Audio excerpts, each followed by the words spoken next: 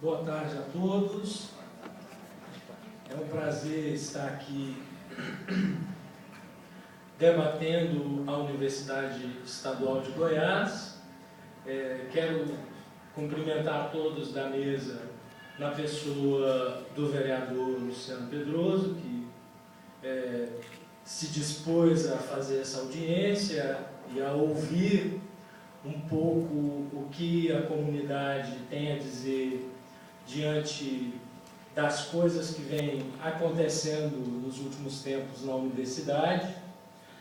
Quero lamentar a ausência dos representantes do governo estadual e da Secretaria de Ciência e Tecnologia, porque quando é momento de ir na mídia difamar a Universidade Estadual de Goiás, eles apresentam uma disposição ímpar. Contudo, quando é para discutir com a comunidade, essa mesma disposição desaparece. Né? Por falar nessa questão da difamação, é muito triste ver o secretário de Ciência e Tecnologia ir à mídia de maneira constante afirmar que a UEG é a quinta pior universidade do país. Primeiro que o secretário faz essa afirmação sem dizer a partir de que dados, sem dizer a partir de que índice é que ele chega a essa conclusão. E essa é uma afirmação, primeiro que é leviana, né? Quando você faz uma afirmação como essa e não indica a partir de que índices, a partir de que elementos você chegou a essa conclusão de que a UEG é a quinta pior, você não está se portando de maneira séria com a academia. Porque uma coisa que a gente aprende nos bancos das universidades é que se você faz uma afirmação, você precisa dizer qual é a fonte dessa afirmação. Até para que quem tem uma opinião divergente da sua, possa então poder apresentar elementos no debate.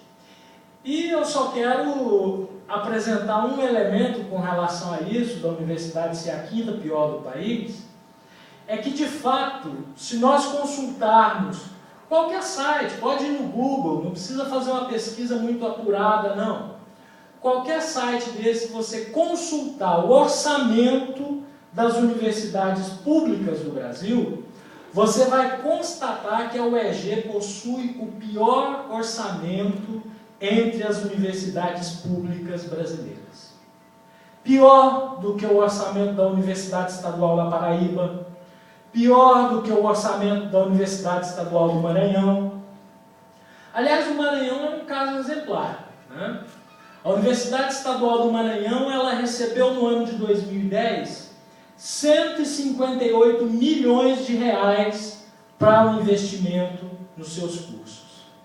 A UEG recebeu no mesmo ano de 2010 142 milhões. Ou seja, a Universidade Estadual do Maranhão recebeu 8 milhões a mais. Parece pouco, né? Agora, se nós compararmos o PIB dos dois estados no ano de 2010, aí vocês vão perceber o quanto o descompromisso com a Universidade Estadual de Goiás é grande. O estado de Goiás teve um PIB no ano de 2010 de 12 milhões 979 mil reais. 12 bilhões, perdão. Enquanto o estado do Maranhão, que investiu 8 milhões a mais na sua universidade estadual, teve um PIB de apenas 3,2 bilhões. Então percebam, um estado que tem uma arrecadação que é 1/4 da renda goiana, consegue investir 8 milhões a mais na sua universidade estadual. Daí que, invertendo um pouco o olhar, a Universidade Estadual de Goiás ser a quinta pior do país, tendo o pior orçamento, é sinal de que quem constrói essa universidade tem compromisso. Porque tendo o pior orçamento, nós conseguimos ter, né, um desempenho que não é o pior do país. Isso posto, eu quero falar daquilo que mais nos aflige hoje, que é o desrespeito ao Conselho Universitário, o desrespeito à Constituição Federal, o desrespeito que existe por parte de setores do governo desde o início do ano. Desde o início do ano, a UEG está sob um processo de intervenção, porque o governo do Estado nomeou todos os pró-reitores e também a vice-reitora. Ora, no caso da vice-reitora, o Estatuto diz de maneira clara, é cargo eletivo. O reitor e o vice-reitor da universidade serão eleitos pela comunidade. E não foi isso que aconteceu. O governador simplesmente escolheu a professora Eliana França. Eu não sei quais as razões dessa escolha, até porque muita gente diz que a professora Eliana França é muito qualificada. Eu não conheço o currículo da professora, até porque procurei na página do CNPq, na página do currículo Lattes, e o currículo dela não se encontra. É interessante que qualquer professor temporário da UEG, para poder ser contratado, precisa ter o currículo na plataforma Lattes. A nossa vice-reitora não tem. Será que é medo de expor para a comunidade a inconsistência acadêmica que a sua trajetória traz? Não sei. Sei que o meu está lá. Quem quiser consultar o meu currículo, está lá na plataforma Lattes, né? Ele é resultado de uma vida de dedicação ao ensino superior. Eu sou professor da UEG há 10 anos. Eu acho que ele ainda é pequeno, estou trabalhando para melhorá-lo, mas não tenho vergonha do que ele é. Não tenho vergonha porque o currículo demonstra a minha vida profissional. Mas bem, essa questão da intervenção, ela se tornou mais grave no dia 16 do mês passado, quando o governo do Estado simplesmente baixou o decreto 7.441, criando um novo estatuto para a Universidade Estadual de Goiás. Acontece que o artigo 207 da Constituição Federal diz de maneira clara: as universidades gozam de autonomia didático-científica, pedagógica e administrativa. A professora Eliana França, em algumas declarações à imprensa, disse que a autonomia não é ganha, a autonomia se conquista. Eu discordo da tese da professora Eliana França, porque um direito que está assegurado na Constituição não precisa ser reconquistado a cada governo que entra. A autonomia universitária está lá na Constituição, porque em 1988 a comunidade educacional brasileira lutou para que esse direito estivesse lá consagrado. Em decorrência da Constituição, nós temos então a criação das leis específicas, que vão regulamentar cada setor, né, do país.